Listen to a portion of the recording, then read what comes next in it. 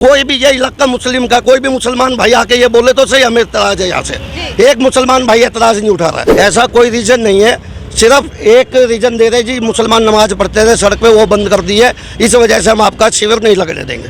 नमाज हर हफ्ते पढ़ी जाती थी, सड़क बंद करके पढ़ी जाती थी। शिविर लगता है सिर्फ 10 दिन के लिए सावन में। एक हफ्ते से ये सामान सड़क पे पड़ा है। थानेदार साहब कह रहे हैं अगर शिविर लगाया तो ठोक के बंद कर देंगे। हिंदुओं के लिए मुसलमान खड़े हैं, मुसलमानों के लिए हिंदू खड़े हैं। हिंदू मुसलमानों का कोई संवेदनशीलता नहीं है, सब एक है। ये सिर्फ एक पॉलिटिक्स है, पॉलिटिक्स के मद्देनजर ये काम रोका जा रहा है। कोई भी ये इलाका मुस्लिम का कोई भी मुसलमान भाई आके ये बोले तो सही हमें इतराज है यहाँ से।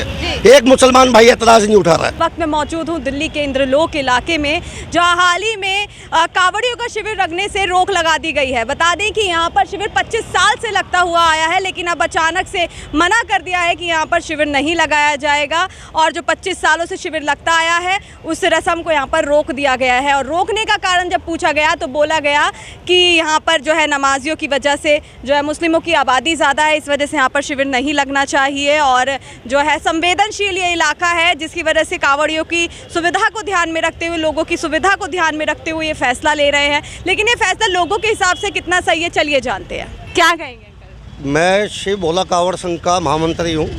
हम पिछले 30 साल से कांवड़ लेके आते हैं। हाँ। जब हम हरिद्वार से निकलते हैं तो हमारा एक टारगेट होता है कि इंद्रलोक इस शिविर में हम रेस्ट करेंगे जी।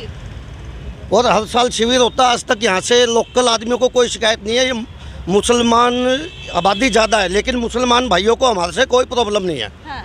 ना तो थानेदार साहब कोई ऐसा ठोस रीज़न हमें दे रहे हैं कि मुसलमानों ने कोई कंप्लेंट की है या लोकल आदमी ने कोई कंप्लेंट की है।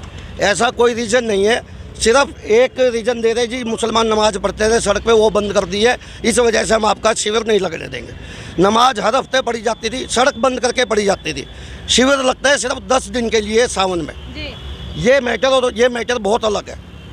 हमारी SDM साहब से गुजारिश आए हुए यहाँ पे हाजिर में है कि शिविर को लगने दिया जाए। यहाँ पे नॉर्थ दिल्ली के, वेस्ट दिल्ली के, ईस्ट दिल्ली के कांवड़िये रुकते हैं, रेस्ट करते हैं, जल पानी लेते हैं। तो इस शिविर को ना रोका जाए, लगने दिया जाए। एक हफ्ते से ये सामान सड़क पे पड़ा है। थानेदार साहब कह रहे हैं अगर शिविर लगाया तो ठोक के बंद कर देंगे। कह रहे हैं कि इलाका संवेदनशील है, लोगों की सुविधा को जी। यहाँ पे हिंदू मुस्लिम एकता अच्छी है।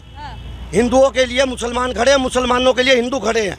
हिंदू मुसलमानों का कोई संवेदनशीलता नहीं है, सब एक है। जी।